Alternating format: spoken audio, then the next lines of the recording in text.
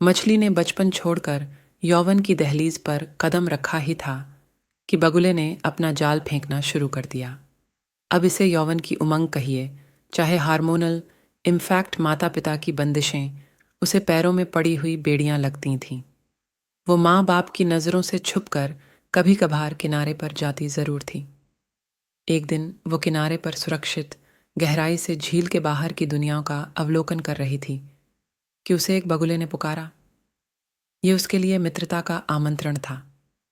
युवा मछली ने उसका आमंत्रण स्वीकार नहीं किया, परंतु एकदम मना भी नहीं किया।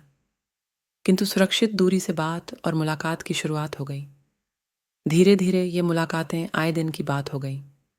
बातें सच्ची मित्रता की, आसमान की ऊंचाइयों मने सफलता की बुलंदियों को छूने की बातें, सहयोग, सफलता, शांतिपूर्ण सह अस्तित्व, सिंबल ऑफ फ्रीडम बनने की बातें।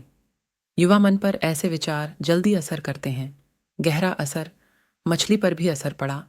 उसे लगता कि जैसे माता पिता उसे रंग बिरंगी दुनिया की तमाम खुशियों से वंचित रखना चाहते हैं, अब माता पिता से दबी जुबान से शिकायत की, बगुलों की तरह उनके साथ आसमान में उड़ान भरने की बात की, तो पिता ने डांट कर चुप करा दिया। फिर माँ ने प्यार से समझाया कि बेटी, ये दुनिया जो दूर से इतनी खूबसूरत और रंग बिरंगी नजर आती है, वास्तविकता में उतनी ही बुरी, क्रूर और स्वार्थी है। ये जो सर से टखनों तक सफ़ेद पंखों वाले बगुले हैं ना, इनका दिल उतना ही काला है। इनकी भूरी या सुरमई मासूमियत छलकाती आंखों के पीछे तमाम नफरतें छिपी हैं। इनके इन बेरहम काले पंजों ने हमारी कई पीढ़ियों में तुम्हारी परदादी परनानी के जिस्मों को खाल उतार कर नोचा है। दुश्मन है ये दुश्मन।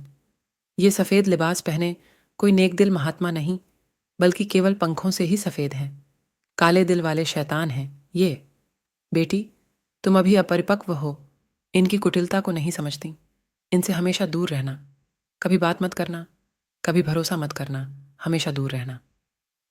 बेचारी मछली को यह अतिशयोक्ति लगी। लगा कि माँ उसे डरा रही है। बात आई गई हो गई। मछली ने बगुले से मिलना नहीं बंद किया।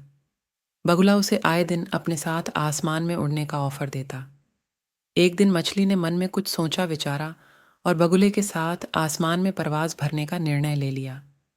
मन में डर तो था, किंतु उसे लगा कि जब वो लौटकर माँ बाप समेत सबको आसमान की बुलंदियां छूकर आने की खबर सुनाएगी, तो सब उसे सराहेंगे, उसकी मिसाल देंगे। उसकी सफलता पीढ़ियों से चली आ रही बगुलों से बेपनाह नफरत को एक ही झटके में समाप्त कर देगी। वो उस जगह तक जाएगी जहां पर धरती और आसमान मिलकर एक हो जाते हैं, और वापस आकर वहां का आंखों देखा हाल अपनी मछली सहेलियों को बताएगी। वो साबित कर देगी कि माता पिता की ये बात गलत है, कि धरती और आसमान कभी भी एक नहीं हो सकते। बगुले भी नेकदिल और सच्चे दोस्त होते हैं। हम मछलियां उनसे बेवजह डरते हैं और नफरत करते हैं। आदि आदि आदि। माँ बाप की तमाम नसीहतों को दरकिनार करके मछली एक शाम अपने मित्र बगुले के साथ आसमान में उड़ान भरने के लिए तैयार हो गई। अपनी कल्पनाओं में सुनहरे सपने बुनती हुई बगुले के पास पहुंच गई। बगुला उसे पंजे में दबाकर उड़ चला। अभी पानी से निकले ज्यादा वक्त न बीता था कि मछली को घुटन महसूस हुई। उसे सांस लेने में परेशानी हो रही थी। उसने बगुले से वापस झील में पहुंचाने, पानी में जाने के लिए आग्रह किया, अपना दम घुटने की शिकायत की। किंतु अब बगुले ने अपना असली रंग दिखाना शुरू कर दिया। बगुला उसे लेकर एक सूखी चट्टान पर पहुंचा। वहां उसके जैसे तमाम बगुले थे। उनमें मछलियों को मिल बांट कर शिकार करने और खाने की रीति रिवाज चली आ रही थी। बगुलों ने मिलकर मछली की खाल नोचकर उतार दी। वे उसे अपनी चोंचों में दबाकर उछाल रहे थे और उसके जिंदा जिस्म से छोटी छोटी बोटियां नोचकर खा रहे थे। मछली को अपनी माँ की नसीहतें बहुत याद आ रही थीं। उसे विश्वास हो गया था कि माँ की नसीहतें सच थीं। धरती और आसमान कभी एक नहीं हो सकते। मछलियों की बगुलों से कभी मित्रता नहीं हो सकती। कोई चांद सितारे नहीं तोड़ सकता। लेकिन अफसोस, अब कोई लाभ नहीं था। मछली की चीखें और बचाव की पुकार सुनने वाला वहां कोई भी नहीं था। उसके आंसू और खून परस्पर मिलकर बह रहे थे।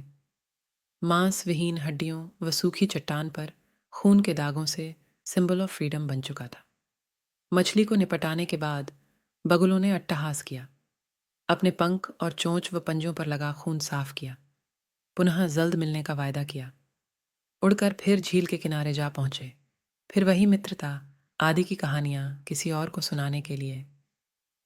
युवा मछली के माता पिता भी अपनी पुत्री की गुमशुदगी पर कुछ दिन रोने धोने और तलाश करने के बाद खामोश हो गए थे।